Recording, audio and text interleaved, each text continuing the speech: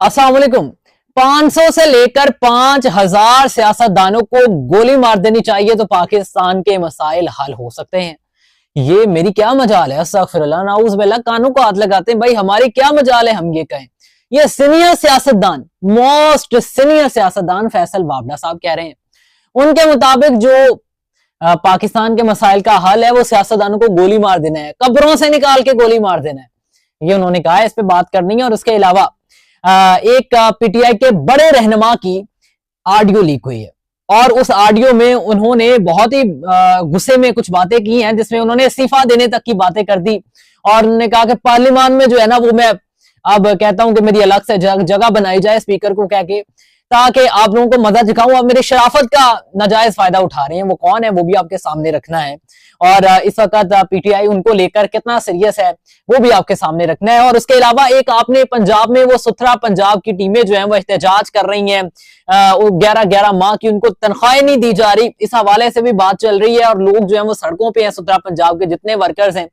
तो उस हवाले से भी आपके सामने रखना है कि आखिर ये मसला किस चीज के साथ जुड़ा हुआ है। क्या मरियम नवाज डायरेक्टली इसमें कोई इन्वॉल्व है उनके पैसे ना देने में या नहीं, या फिर ये किसी और की हठधर्मी है, ये भी आपके सामने रखना है। लेकिन उससे पहले आपके साथ गुजारिश है कि हमारे चैनल को आप जो है ना वो सब्सक्राइब कर लें, ताकि 24 घंटे की अपडेट्स आपको यहीं पर मिलती रहेंगी। बहुत कम सब्सक्राइबर्स हैं हमारे, इसको बढ़ाना है और बहुत जल्दी आगे जाना है, तो उसके लिए आपका साथ जरूरी है।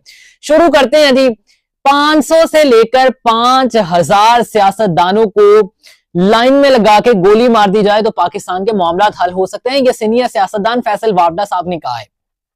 उनके मुताबिक जितने भी कब्रों में मौजूद है ना सियासतदान, उनको भी निकाल लिया जाए बाहर और उनको भी गोलियां मारी जाए, मरे हुओं को मारा जाए, ताकि ये पाकिस्तान की जो जितनी भी सियासत के मामलात हैं, जो पाकिस्तान इस वक्त नुकसान में जा रहा है, इन लोगों की वजह से हुआ है। आपको पता है कि ये वो सेनेटर हैं जिनकी कही हुई बातें झूठ नहीं होती, जो भी ये कहते हैं वो अनकरीब हो जाता है। इवन उन्होंने 26वीं आईनी तरमीम के हवाले से कहा, इवन उन्होंने 27वीं आईनी तरमीम के हवाले से कहा, 28वीं के बारे में भी बातें हो रही हैं। और उसके अलावा उन्होंने इमरान खान साहब के हवाले से जो भी बातें की, उन्होंने पीटीआई के हवाले से जो की, नून लीग के हवाले से जो की, इवन हर चीज जो वो कहते हैं अगले दिन वो हो जाती है, कुछ दिन बाद वो हो जाती है। और वो इतने ताकतवर सेनेटर हैं कि कभी वो किसी के शो में बैठे हों तो वो शो अगर गलत चला जाए तो उस शो का जो एंकर है वो भी हटा दिया जाता है। खैर बाद में ये नहीं पता होता कि वो कब लगाया जाएगा। खैर ये बड़ी अंदर की बातें हैं, तो इन पे नहीं जाना। खैर सेनेटर फैसल वावड़ा साहब अब चूंकि इतने ताकतवर सेनेटर हैं और वो जो कहते हैं हो जाता है, तो फिर हमें भी तो मानना पड़ेगा। तो फिर अब बारी शुरू करें कि किस सियासतदान से शुरू करनी है।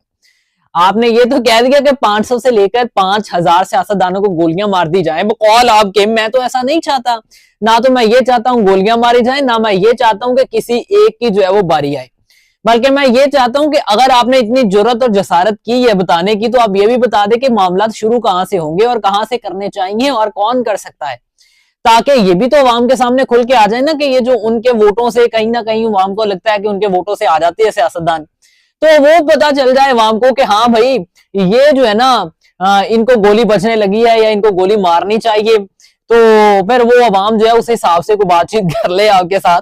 खैर समझ से बालातर है वैसे मेरी ये बात। अचानक से मैंने हामिद मीर साहब के शो में बैठे हुए सेनेटर फैसल वावड़ा को ये सब कुछ बोलते हुए देखा, तो मेरे तो रोंगटे खड़े हो गए कि भाई कोई खुदा ना ख्वास्ता कोई ऐसा सीन तो नहीं पाकिस्तान में शुरू होने लगा कि जितने सियासतदान है पकड़ पकड़ फांसियां दो, जितने सियासतदान है गोलियां मारो उनको। अस्तगफिरुल्लाह। वैसे ऐसा सोचना भी, ख्यालात में और ख्वाबों में भी सोचना ऐसा बहुत गलत होगा कि हम अपने सियासतदानों को जो है वो गोलियां मार दे। खैर अच्छे बुरे इंसान होते हैं, जरूर होते हैं, लेकिन ऐसा भी नहीं होना चाहिए कि उनको गोलियां मार दी जाए।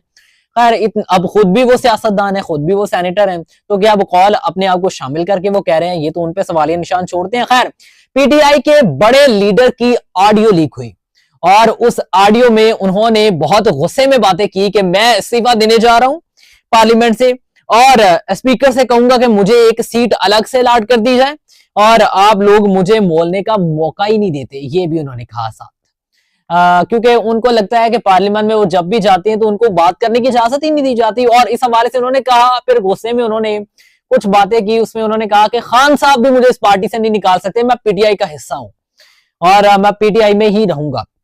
जो कि उनसे सवालात इस ऑडियो के बाद होना शुरू हुए कि आपकी ऑडियो लीक हो रही है जिसमें आप कह रहे हैं कि इस्तीफा देने जा रहा हूं, तो क्या आप वाकई इस्तीफा देने जा रहे हैं? तो उसमें उन्होंने कहा कि मैं इस्तीफा तो नहीं देने जा रहा, लेकिन मैं पार्लियामान के हवाले से अलग सीट के हवाले से स्पीकर साहब से बात जरूर करूंगा।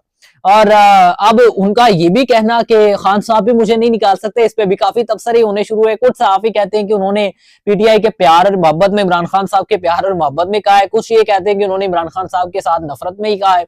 अब अल्लाह आलम उन्होंने किस चीज में कहा, लेकिन मुझे एक जुमला बहुत पसंद आया। मुकद्दस साहिबा एक सहाफी हैं, उन्होंने जवाब में लिखा, उन्होंने कहा कि अगर यही बात अल-यमीन गंडापुर साहब कहते तो फिर क्या समझते आप लोग कि ये गद्दारी में आएगा या फिर ये जो है वो मोहब्बत में ही आएगा, हुब्बुल पीटीआई में ही आएगा। खैर, तो ये जो है वो लीक होना एक ऑडियो, और उसके बाद उन्होंने उस बात का इकरार भी कर लेना, यानी उन्होंने ये नहीं कहा, मोस्टली तो सियासतदान आते हैं और वो यही कहते हैं वो हमारी ऑडियो लीक ही नहीं हुई। भाई आप कौन है कहने वाले कि ऑडियो लीक हुई? या ऑडियो का कोई सबूत दे दें आप कि उसमें मैं ही हूं, वो तो कोई और भी हो सकता है, AIB डब्ड हो सकती है, लेकिन उन्होंने यहाँ पे आकर कहा कि हाँ मैं पार्लियामेंट में अलग से बात करूंगा, जिसका हतल इम्कान उसके साथ ये जुड़ा हो सकता है लीक ऑडियो के साथ के हाँ भाई उन्होंने फिर ये भी बात गुस्से में कह दी होगी और उन्होंने कहा भाड़ में जाओ तुम लोग। ये लफ्ज भी उन्होंने खैर बोले अपनी ऑडियो में, तो खैर मैं सुना नहीं सकता, यहाँ पे कुछ बहुत सारे बैन्स लग जाते हैं यूट्यूब और टिकटॉक और दीगर सोशल मीडिया ऐप्स की वजह से, वरना मैं वो भी आपको सुना देता।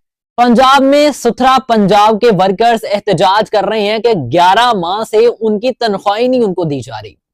अब कुछ लोग ये समझते हैं कि इसमें सारा कसूर मरियम नवाज साहिबा का है, लेकिन अब मैं आपको स्टेप वाइज समझाऊंगा कि ये सारा कसूर मरियम नवाज साहिबा का नहीं है, बल्कि इनको जो 11-11 माह की तनख्वाहें जो वो कह रहे हैं कि नहीं दी जा रही, उसमें कसूर असल उनके ठेकेदारों का है। ये बेसिकली सारा निजाम जो है वो पंजाब हुकूमत डायरेक्टली कंट्रोल नहीं कर रही, या हुकूमत वफाक हो वो डायरेक्टली सूबे इसको डायरेक्टली कंट्रोल नहीं करते, बल्कि ये कॉन्ट्रैक्ट बेस पे होता है और ये ठेकेदारी निजाम होता है।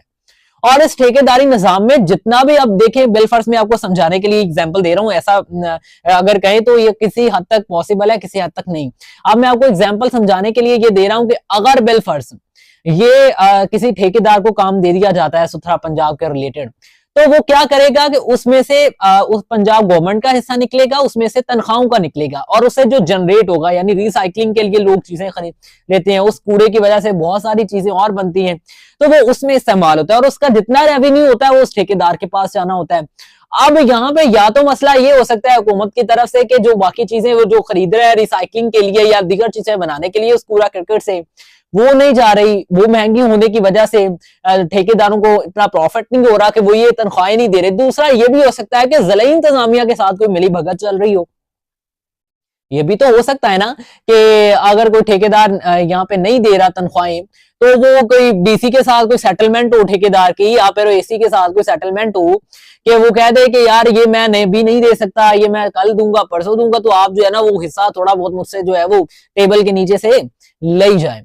तो खैर ये हो सकता है, लेकिन अगर आपको इसको अगर मरियम नवाज साहिबा के ऊपर सारा मुद्दा डालना चाहते तो ऐसा हरगिज़ नहीं है, लेकिन ये हो सकता है कि पंजाब गवर्नमेंट उसको रेगुलेट क्यों नहीं कर रही, मामले को, इस मामले को देख क्यों नहीं रही। 1 माह की हो गई तनख्वाह लेट, 2 माह की हो गई, 3 की हो गई, 5 की हो गई। अब इससे आगे जब आपको पता चल जाए कि इससे आगे 11-11 माह की तनख्वाह ही नहीं मिली हुई, तो फिर पंजाब हुकूमत उस पर एक्शन ना ले तो ये बुरी चीज है। लेकिन मैं आपको ये बेसिकली निजाम समझाना चाह रहा था कि ये निजाम इस तरह से चलता है, और अगर हम कहें कि अकेला एक का कसूर है तो अकेला एक करेंगे, सब मिलके बांट के खाते हैं। तो अब कौन मिल बांट के खा रहा है, कौन किसको ज्यादा हिस्सा जा रहा है, किसको कम हिस्सा जा रहा है, ये आप लोगों पे छोड़ता हूं, आप जैसा समझना चाहें। बाकी मुझे दीजिए इजाजत, अल्लाह हाफिज।